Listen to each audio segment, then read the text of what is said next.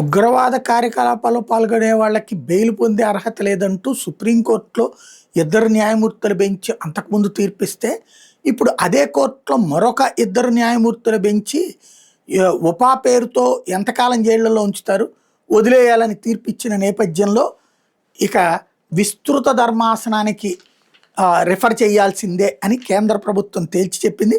చట్ట వ్యతిరేక కార్యకలాపాల నిరోధక చట్ట నిబంధనల కింద అరెస్ట్ అయిన వ్యక్తి దీర్ఘకాలం విచారణ ఖైదీగా ఉన్న పక్షంలో బెయిల్ మంజూరు చేయడం మీద న్యాయమీమాంస వచ్చింది.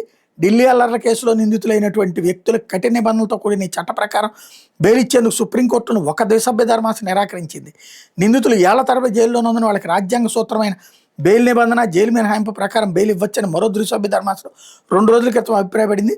ఒకే అంశం మీద 2 సమాన ధర్మాసనాలు వేర్వేరు తీర్పులు ఇచ్చిన నేపథ్యంలో ఈ న్యాయ వివాద అంశాన్ని పెద్ద ధర్మాసనానికి అప్పగించడం ఉత్తమని అదనపు సొలిసిటర్ జనరల్ ఎస్వి రాజు బుధవారం justice Arvind Kumar, justice PB Varale ధర్మాసనానికి విన్నవించారు. సుప్రీం ధర్మాసనం తప్పిదానికి పాల్పడిందని చెప్తున్నారని జస్టిస్ అరవింద్ కుమార్ ప్రశ్నించారు. పరస్పర విరుద్ధమైన తీర్పుల దృష్ట్యా ఉపా వంటి ముఖ్యమైన కేసులో నిర్దోషిత్వ భావన ప్రాధాన్యతను కోల్పోతుంది కాబట్టి విస్తృత న్యాయ అంశాన్ని పెద్ద ధర్మాసనం పరిశీలించాల్సిన అవసరం ఉందని మంగళవారం వాదన సందర్భంగా ఏఎస్జీ రాజు అభిప్రాయపడ్డారు. ఈ నేపథ్యంలో ఢిల్లీ హైకోర్టు తమకు బెయిల్ నిరాకరించడానికి సవాల్ చేసిన ఢిల్లీ అల్లర్ల కేసు నిందితులు అబ్దుల్ ఖాలిద్ సైఫీ, తస్లీం పిటిషన్ల మీద వాదన వినిపించేందుకు సమయం కావాలని ఏఎస్జీ బుధవారం విజ్ఞప్తి చేశారు. దీంతో విచారణ శుక్రవారానికి వాయిదా పడింది.